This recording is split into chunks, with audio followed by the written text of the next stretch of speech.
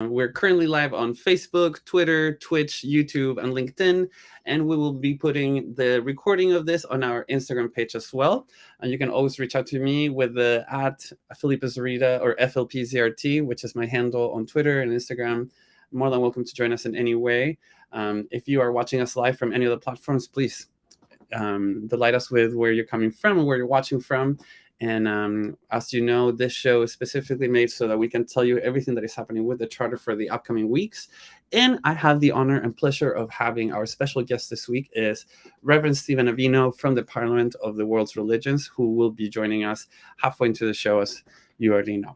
So as always, let me start with sharing my screen, charterforcompassion.org. Your resource of all compassionate things. We have on the calendar, as you can see, if you go down, there's a couple of things. Today we have Cultivating Compassion, the session 6, which is our program with social justice sector of the Charter for Compassion. We are talking today about critical race theory, and that is today, Thursday, June 22nd at 7 p.m. Central, 5 p.m. Pacific time. And this is, the invitation says you're invited to spend 2023, because this is a whole year-long series, growing compassion for yourself, your friends, and even those who today you might describe as enemies. We'll interrogate our emotions, reasoning, decision-making, and more as we work to join the infinite game of building peace. So this is going to be a really great meeting. That is today at 7 p.m. Central.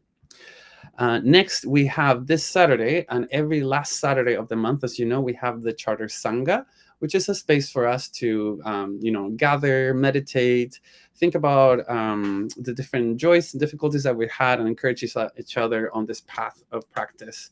And this is something that, as again I told you, is every last Saturday of the month.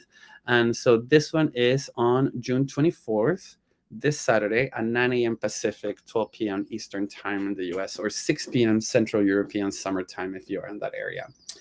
Everyone's welcome. There's no requirement of, level of practice of meditation. You will be welcome with any sort of level there. On Monday, CompassionateUSA, this is like a big initiative happening through San Antonio to all the different mayors in the US. There's a community conversation with 2 Texas mayors, from Mayor Ron Nirenberg, who is the mayor of San Antonio, and then the mayor of Uvalde, the place where that major shooting happened in the elementary school. Mayor Don McLaughlin will have a conversation here exploring different ways how they can influence their societies into a more compassionate community, and how can that be the pathway for all different mayors in the country, in the United States, to follow suit. And then also, if this is a project worth sharing, to bring it onto the rest of the world. In order for you to sign up for this, you can easily go to our homepage on the calendar, and it says Compassionate USA. You can click here or you can click there, and you will get into this register page. It's free to attend. You just click here on register, and it will, ask you for the things, and you will receive a link for that meeting that is happening on Monday. Now, this is really cool. As I told you before, we've been having global reads, especially for kids and company. This is our second installment of this global read for kids, and it's with My Act of Heart, a book that was ideated and curated by Anjali Sharma and Deepika Ahuja, who are living in India, very involved with the Charter and other in the educational endeavors for children. This is going to happen Saturday, July 8th at 9 a.m. Pacific time. So not this weekend, but the following. There is a suggested donation of $10, but if that is something that you cannot do, this is free to attend as well. In order for you to go to here, again, you can do the same that I was sharing with you before. You can click on the homepage here and click on Global Read here, or Global Read for Kids, and you can register without an issue. Next, I don't know if you've been following our blog. Kar Karasti is one of our guest bloggers lately, and we posted his new message, the part 2 of the problem resolved of this golden rule, Jesus, extended completion of the golden rule, the blog series that we have. So this has been a really great exploratory time for us to talk more about the golden rule, see different meanings, and how this principle can be applied in any sort of situation. So you can click on our blog and then see right here the extended part 2. There's a new entry coming out this week, and that will be featured in our newsletter. So we invite you to come read it out. Now, as you know, we've been talking a lot about the Parliament of the World's Religions. This year, it's a call to conscience, defending freedom and human rights. This is happening in Chicago, August 14th through the 18th. And I think this would be a great time to introduce here my special guest. Hello, Stephen. How are you? Good. How are you? Great. Thank you so much for joining us and for taking the time to talk to our viewers on the different social media platforms about yourself and about the Parliament. So why don't we go ahead and why don't you tell us a little bit about yourself and how is it that you got involved with the Parliament? Sure. So I've been with the Parliament for 11 years now. I started actually in a very different position than I am now, and I've held in different positions over the years. Currently, I'm the executive director. And I guess I got involved because I really do believe, it's said so many times around here that it almost seems like a given, but not everyone realizes it, that if you really want peace in the world, there must be peace among the religions, which Hans Kung said, of course, and we'll get into the history of the Parliament about when that was said, but it's really something that's important to me, and I think it's important to the world's future. Absolutely. And I mean, and as you're saying, interfaith work is a crucial part of peace work in the earth. And so could you tell us a little bit about this, idea of like interfaith and then a little bit of history of the Parliament for people that don't know anything about the Parliament? Sure. So the Parliament of the World's Religions actually started in 1893 here in Chicago. And it was part of the World's Fair that was held here in Chicago in 1893. It was held at the Art Institute, and it was really the first time in modern history that religions of the world came together and people of faith on an equal footing to learn from one another, and to respect one another. And so there wasn't another event like that for 100 years, and the organization that I work for was founded to build the centennial celebration of that event here in Chicago, and that was the 1993 Parliament.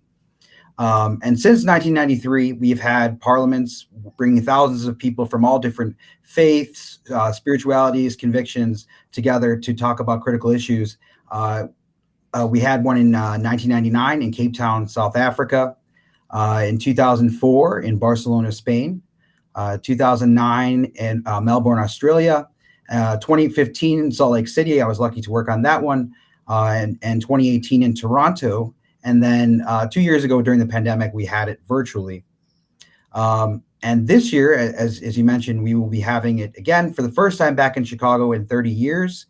So it's because it's the 130th anniversary of the event, and it will be in McCormick Place from August 14th to 18th. That is crazy. That's a huge milestone. So congratulations to everyone at the Parliament that works there. So as I was telling you, this year the theme of it is a call to conscience, defending freedom and human rights. So tell me, how is it that we can intersect this idea of interfaith and different religions and human rights and call to consciousness? Sure. So I think the reason why we chose to have that be the theme this year is that I don't think it's a surprise to anybody that there's been an erosion of basic freedoms, basic human rights around the world and in the United States. And we wanted to show that people of faith, people of goodwill can come together and say, we're not for that. That isn't what we believe or stand for. We believe in the freedoms of all people and for all people to be respected as human beings and with human dignity. So that's the basic idea of our theme this year. And we will be having speakers from many different disciplines, many different traditions, speaking out to that theme in our plenaries this year, as well as in our breakout sessions. That's wonderful. And so now, could you tell us a little about the plenaries? Are they going to be theme focused, or how is it going to be this year? So we're doing something a little different. In the past, we've had more not thematic, but topic focused plenaries where we want to be more intersectional in our plenaries. So we will have 5 plenaries, one for each day. It'll start with, of course, traditionally we have an opening ceremony. The second day we will have a plenary on crisis, which is about the crisis I just spoke about, which is that the erosion of freedoms and human rights around the world. We will have a conscience plenary, which is all about what do our faith traditions say about these issues and how we should respond to them. and then a community plenary, which is all about community and strategic ways to combat or defend freedom and human rights. And then we'll have a closing ceremony, which is all about action and what we learned here this week and what we can take to our communities and change the world. Wonderful. Thank you so much for that. And so let me just share my screen a little bit here with our viewers. So this page can be access to programs and then the Parliament. I will be putting all the links on our comments as always, and I will also add the link to the actual Parliament of World Religions page that is right there. So you can, purchase your ticket and learn more about the different things that are happening. We do have a couple of things. So the Charter for Compassion, since we are partners with the Parliament, we do have a pretty substantial track of different courses and plenary, or not plenaries, but panels and discussions that will be offered throughout the week, and you can check them all out on our website. As you can see, there's plenty there to check. But also the other really great, exciting thing that we have is our banquet, the Compassion Banquet, which is going to be hosted on August 16th. And doors open at 5 p.m. and you can register there. Once again, I will be putting all the different links on our comments and whatnot. But Stephen, what are you most excited about for this year? Is there any speakers that you're really looking forward to see, or any outcomes that you're looking for? I think we're being more intentional this time about it's very important that religions, people of faith, learn what each other's beliefs are, and respect one another. But we also, I think the best thing that interfaith can do is when people of different beliefs, different traditions work together on solving some of these problems. So I'm looking forward to seeing some real change come out of this event. Perfect. Thank you. And then if we were to think about a population, who would benefit from coming to the Parliament? Oh, I'd say everyone. Anybody who believes in the dignity of human beings and treating each other fairly and equally, and wants to see that become a more normal part of society, and wants to see a better world, would benefit. Really, and I mean that's anyone. So it's a universal thing, and we hope as many people come as possible, because then we can make a real change. Absolutely. And now, this is kind of maybe putting a little bit of a tough question here. So feel free to not answer if you want to. But at this time of humanity, where we see more and more people leaving religious practices to become more secular or spiritual, I feel like every time I bring up Parliament to my peers, I'm 35, so I'm kind of in this millennial age range, and so I'm very much on that path of leaving my religion and become spiritual. I consider myself a spiritual, non-religious person. I have to tell everyone that is watching this, I don't think I've ever felt a more inclusive, a more beautiful event than the Parliament of World Religions. I attended in Toronto with the charter and with another organization, and I remember just feeling this incredible sense of belonging, even though I didn't belong to any religion. But the interfaith movements, with all these different religions, also includes spirituals and non-religious, or even people that are atheists, which Absolutely. sort of becomes a sense of a spiritual practice in a sense, right? What can we tell people that, for example, tells us, and I get this all the time, it's just I don't want to have to do anything with religion. They are the cause of all these wars, of all these things. How do you address that question, and then tell people, we are having a conference for a whole week in Chicago where different religions are taking part of this and talking about social issues and whatnot. But when people come to me with this answer, well, all religions are horrible, and that because of the religions there's war, what do you say to that? So I think it's a two-part answer, I guess. The first part is that religion itself is not the problem. Human beings are the problem, and religion is one tool that people have used to gain power or to hurt others. But it's a tool, right? It's in some sense been corrupted and used for terrible things, and that's why a lot of people have that reaction. So one thing I would say is that you'll learn that if you go deeper into these traditions, the way religion has been used goes against the teachings of that tradition. And one of the great things about the Parliament is it's a place where you can see people actually who are living out the values of those different traditions in a way that is not making the world worse, as you said. And that's inspirational in it itself. But also, it's not just for people who are part of any organized religion. It's basically for anybody who has the convictions of wanting a better world and learning from and respecting one another, whatever your beliefs are. We're very inclusive.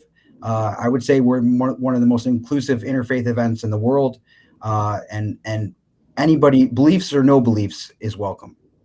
Love that. And I mean, it's true. I am part of the LGBTQ community. I consider myself very, very gay, very, very queer. And to be honest, like, I love having meetups or spaces and groups of people that were dedicated, to the LGBTQ community in religious spaces. And how do we, move through those spaces? And, we seem to be so, in a sense, a little traumatized by religious spaces as a queer person. Understandably so. And so having those experiences really made me see how,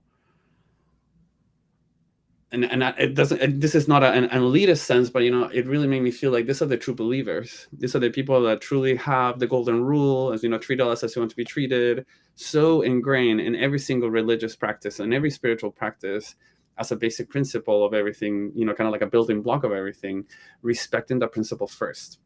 And seeing how that develops into all this other compassionate ideas of, defending the rights and human freedoms of people, and how is it that when we have a Jewish person, a Muslim person, a Catholic going to the Capitol at the same time to advocate for a specific thing is a lot more powerful than just having all Catholics or all Mormons or all something, So showing that this diversity is power, and showing that this diversity is inclusive and wants to create change and support for this world is something really, really wonderful. And I'm so glad that you and your team are doing this year in Chicago. And we're super, super excited to be part of it as well. Absolutely. Yeah. So just to finish this, let me share my screen once again to tell you all where we're going to be located at the Parliament. So again, you'll have all these links on the comments. But so this is McCormick Place right here. This is the second floor. If you go to the second floor, we'll be right here, Charter for Compassion. We're going to have a little hospitality space. Come say hi, hang out. We'll have a little programs here.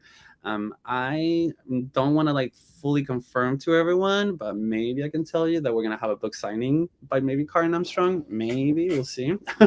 So there's a lot of fun stuff that are going to be happening. And Stephen, I really, really, really appreciate the time that you're taking to talk to us and to talk to our followers. Is there anything else that you would like to leave with us before we end this online session? No, I'm happy to have been here, and I hope to, I'm looking forward to seeing you in August, and anybody that's watching, please join us August 14th to 18th at McCormick Place. Awesome. And again, I will be putting all the links in our comments, tweets, so that you can find all this information at the tip of your fingers. Thanks again, everyone. We'll be seeing you next week. Thanks again, Stephen, for joining us. We'll be talking to you.